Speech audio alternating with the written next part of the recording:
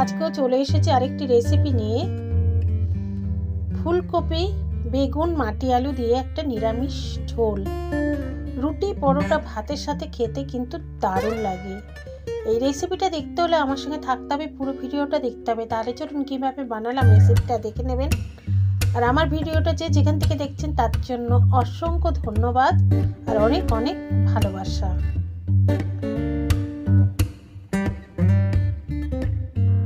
রান্নাঘর অ্যান্ড ব্লগে সবাইকে স্বাগত। তো এখানে আমি ফুলকপি আর ওই মাটি আলু আর বেগুন কেটে নিয়েছি। আর এই রেসিপিটা কিভাবে হচ্ছে দেখে নেবেন। আর যা যা উপকরণ লাগবে একে একে আমি দিয়ে দেব।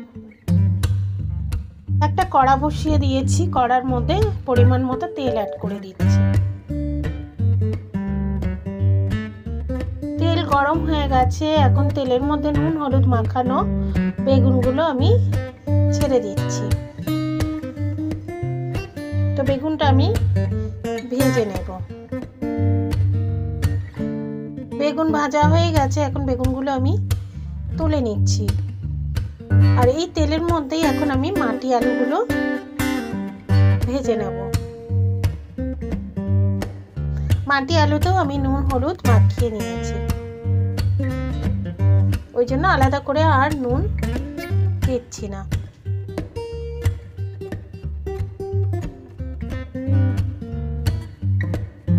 এখন মাটি আলুটাও ভেজে নেব ভালো করে।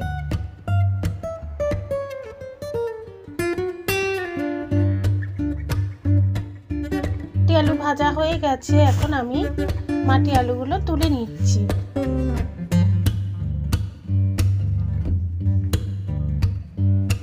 এই তেলের মধ্যেই আমি কপিগুলো দিয়ে দিচ্ছি। আর কপিতে একটু সামান্য নুন দিয়ে কপিটা ভেজে নেব ভালো করে।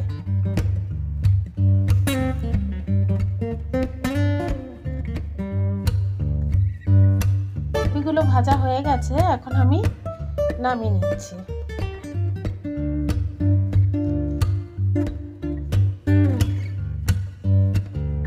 একদমই তেল নেই, তো আবারও আমি তেল অ্যাড করে দিচ্ছি পরিমাণ মতো।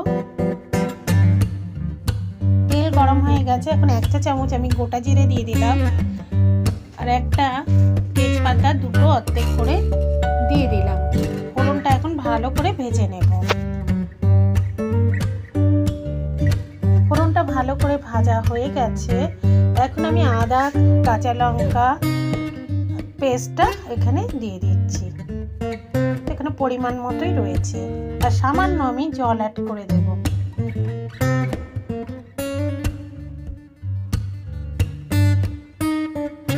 বাটিটা ধুয়ে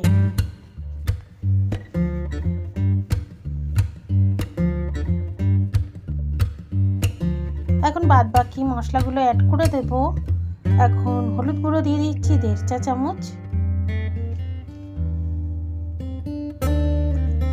জিরের গুঁড়ো দিয়ে দিচ্ছি 1.5 চা চামচ, ধনের গুঁড়ো দিয়ে দিচ্ছি 1 চা চামচ। এখন সমস্ত মশলা খুব ভালো করে কষে নেব। এখন একটু কাশ্মীরি মির্চি অ্যাড করব 1/2 চামচের মতো।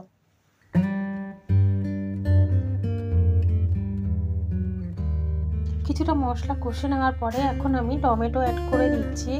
তো টমেটো দিয়েও ভালো করে নাড়াচাড়া করে নিচ্ছি, মানে আরও কষে নিতে হবে। মশলাটা অনেকটাই ভালো করে কষে এসছে, তেলও বেরিয়ে এসছে। এখন আমি কপি আর মাটি আলুটা দিয়ে মশলার সাথে ভালো করে একটু মিশিয়ে নেব।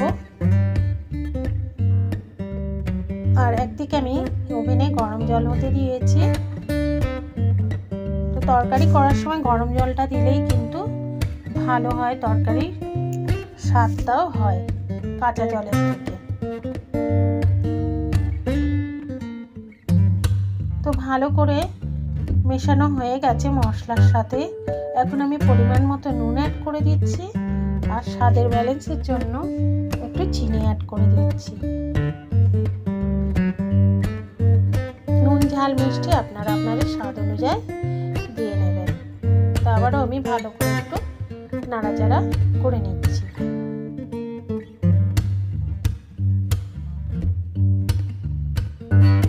এখন পরিমাণ মতো গরম জল অ্যাড করে দিচ্ছি। একটু ঝোল ঝোল রাখবো, রুটি পরোটা ভাতের সাথে খেতে ভালো লাগবে। এখন ভালো করে আমি নাড়াচাড়া করে দিচ্ছি, আর আঁচটা লো টু মিডিয়াম করা আছে। এখন আমি আরেকটু জল অ্যাড করে দিলাম, দিয়ে একটা ঢাকা দিয়ে দিচ্ছি। 10 থেকে 12 মিনিট পর্যন্ত করে নেব। 12 মিনিট পরে চলে এলাম। এখন আমি আলুটা দেখে নেব, মাটি আলুটা, কপিটা আর নুন ঝাল মিষ্টিটাও চেক করে নেব।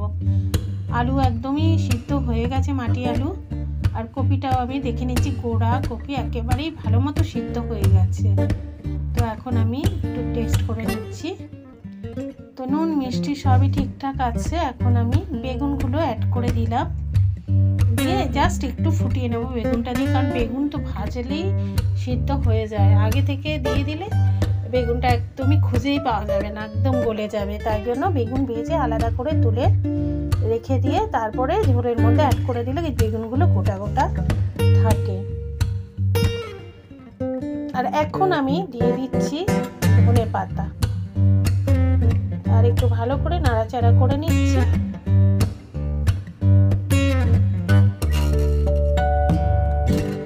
নিরামিষ ফুলকপি বেগুন মাটি আলু দিয়ে ঝোল রেডি হয়ে গেছে। এখন আমি নামিয়ে সার্ভ করে দেব। Almost done. তো রান্নাটা আমি সার্ভ করে দিচ্ছি। বন্ধুরা, একবার এইভাবে রান্নাটা করে খেয়ে দেখুন, দারুণ স্বাদের আর খেতেও কিন্তু দুর্দান্ত লাগবে।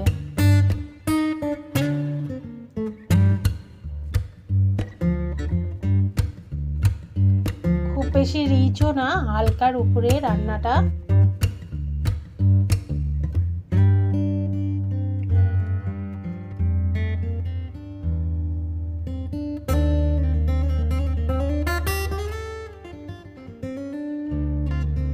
নিরামিষ ফুলকপি বেগুন আর মাটি আলু দিয়ে ঝোল রেডি। আপনাদের যদি রেসিপিটা ভালো লেগে থাকে তাহলে লাইক, কমেন্ট, শেয়ার আর আমার সঙ্গে জুড়ে থাকুন। বেল আইকনটা প্রেস করে দিন, আমি যখনই রান্না দেব নোটিফিকেশন পেয়ে যাবেন। ধন্যবাদ। আপনারা সবাই ভালো থাকুন, সুস্থ থাকুন। আরেকদিন চলে আসবো আরেকটি রেসিপি নিয়ে আপনাদের মাঝে। আজকের মতো বিদায়, নমস্কার।